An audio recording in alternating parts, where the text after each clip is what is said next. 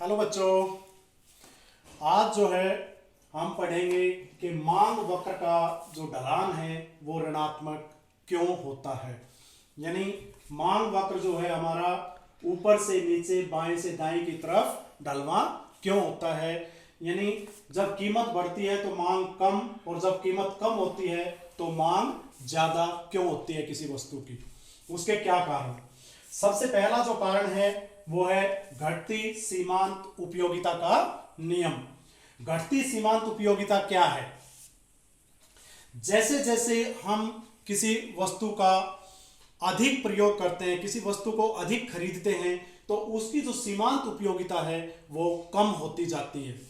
जैसे जैसे अधिक वस्तुएं हम खरीदेंगे तो अतिरिक्त जितनी इकाइयां लेते हैं, प्रत्येक अतिरिक्त इकाई की जो सीमांत उपयोगिता है वो कम होती चली जाती है।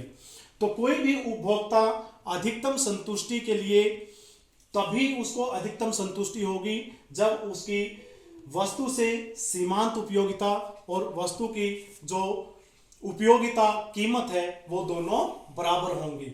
तो उपभोक्ता तभी वस्तु की अधिक इकाइयां खरीदेगा जब उसकी सीमांत उपयोगिता और उपयोगिता कीमत दोनों बराबर होंगी।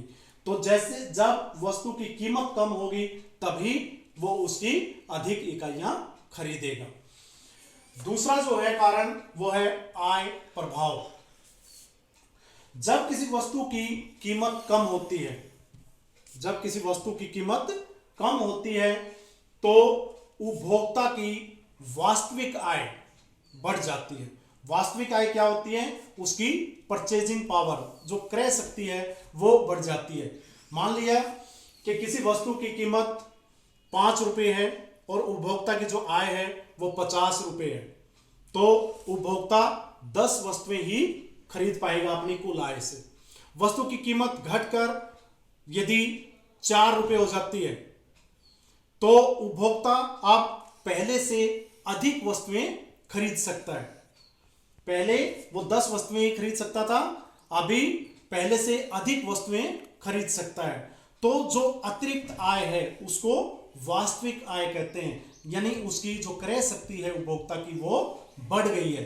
तो उस बढ़ी हुई आय से, उस वास्तविक आय जो बढ़ जाती है उससे वो अधिक वस्तुएं खरीद सकता है। तो इसलिए जब कीमतें कम होती हैं तो एक उपभोक्ता अधिक वस्तुओं की मांग करता है। तो ये आय प्रभाव है। तीसरा जो कारण है वो है प्रतिस्थापन प्रभाव।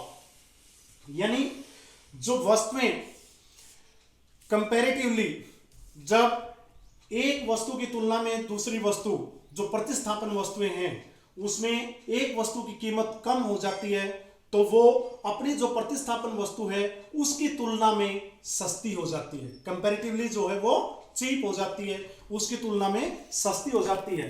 तो उपभोक्ता जो है उस सस्ती वस्तु को महंगी, तुलनात्मक रूप से जो महंगी है उसकी जगह प्रतिस्थापित कर देता है।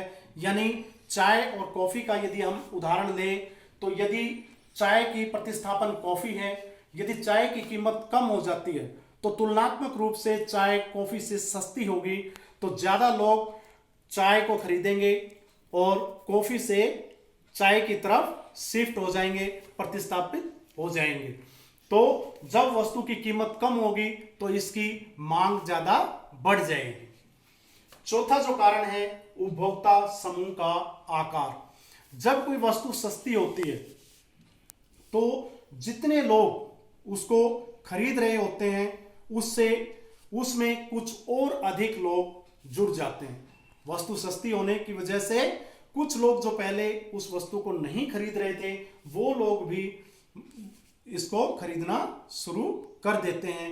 तो जो उपभोक्ता का समूह है उसका आकार बड़ा हो जाता है। उदाहरण के लिए यदि सेब की कीमत 200 रुपये किलो है तो केवल जो अमीर लोग हैं वही सेब को खरीदेंगे, जो गरीब लोग हैं वो सेब को नहीं खरीदेंगे। लेकिन यदि सेब की कीमत कम होकर 50 रुपये किलो हो जाती है तो कुछ जो गरीब लोग हैं, जो मिडिल क्लास के लोग हैं, वो भी अब सेब खरीदने लग जाएंगे, और जो अमीर लोग पहले 200 रुपए किलो खरीदते थे वो भी उसकी कुछ अधिक मात्रा खरीदेंगे। तो कुल मिलाकर जो मांग है सेब की वो बढ़ जाएगी। नए उपभोक्ता जो हैं वो इसमें शामिल हो जाते हैं, और उपभोक्ता समूह का जो आकार है वो बड़ा हो जाता है, और बड़ा आकार होने की वजह से मांग में वृद्धि होती है, मांग बढ़ती है। यानी कीमत कम होने की वजह से उपभोक्ता समूह का आकार बड़ा हो गया, जिसकी वजह से मांग बढ़ गई। जो पांचवा कारण है जो हमारा मांग वक्र है उसका ढलान ऋणात्मक होने का, यानी कीमतें कम होने पर मांग बढ़ने का या कीमतें बढ़ने पर मांग कम होने का जो पांचवा कारण है वो है किसी वस्तु के विभिन्न प्रयोग। वस्तु के जो है एक से अधिक प्रयोग होते हैं, वस्तुओं के एक से अधिक प्रयोग होते हैं, और विभिन्न प्रयोग होने के कारण क्या होता है कि जब वस्तु अधिक महंगी होती है तो हम उसको अधिक आवश्यक प्रयोग में ही उसका उपयोग करते हैं, और जब वस्तु सस्ती हो जाती है तो उसका दूसरे प्रयोगों में भी उसका उपयोग होने लगता है। उदाहरण के लिए जैसे बिजली है, बिजली के विभिन्न प्रयोग हैं, उससे हम हीटर चला सकते हैं, उससे लाइट, पंखे, एसी, कूलर ये चला सकते हैं बिजली से। जब बिजली महंगी हो जाती है तो हम केवल जो जरूरी है कि रोशनी के लिए हमें लाइट चाहिए तो हम केवल बल्ब जलाएंगे या एक पंखा चलाएंगे, लेकिन जब बिजली सस्ती हो जाती है तो हम उसको दूसरे उपयोग में भी प्रयोग करना शुरू करते हैं, जैसे उससे एसी चलाएंगे, हीटर चलाएंगे। तो इस प्रकार जब कोई वस्तु सस्ती होती है तो विभिन्न उपयोग होने के कारण उस वस्तु का प्रयोग जो है वो बढ़ जाता है। तो इस प्रकार से ये 5 कारण हैं जिसकी वजह से मांग वक्र का ढलान ऋणात्मक होता है, या दूसरे शब्दों में हम कहें कि कीमत कम होने पर मांग ज्यादा होती है और कीमत बढ़ने पर मांग कम होती है।